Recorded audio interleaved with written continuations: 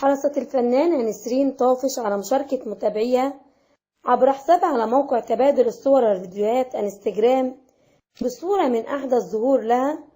خطفت نسرين طافش الأنظار في الصور بإطلالة جريئة، حيث ارتدت فستان طويل ذو أكمام مكشوفة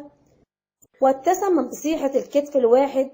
التي تتصدر أحدث صيحات الموضة. نسرين طافش ولدت في مدينة حلب شمالي سوريا، الأب فلسطيني من مواليد صفت فلسطين وأم جزائرية من وهران، وهي تحمل الجنسية الجزائرية نسبة إلى والدتها،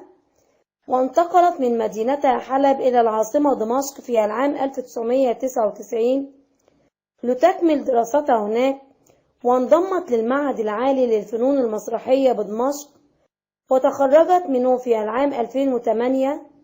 شاركت الفنانة مريم فارس صور جديدة عبر خاصية الستوري على حسابها الشخصي على موقع التواصل الاجتماعي للصور والفيديوهات انستجرام، وأثارت مريم فارس الجدل بإطلالاتها الأخيرة مرتدية فستان باللون البيج والأبيض بصيحة القط ومن الأسفل قماش التل لكن بدون بطانة. مريم فارس ولدت في 3 من مايو 1983، وهي مغنية وفنانة استعراضية وممثلة لبنانية اشتهرت بأغاني عديدة مثل أنا والشوق وهقلق راحتك ومكانه وين وإيه اللي بيحصل وكيفك أنت وغيرها، خصوصا الأغاني المصورة التي تحتوي على المشاهد الاستعراضية.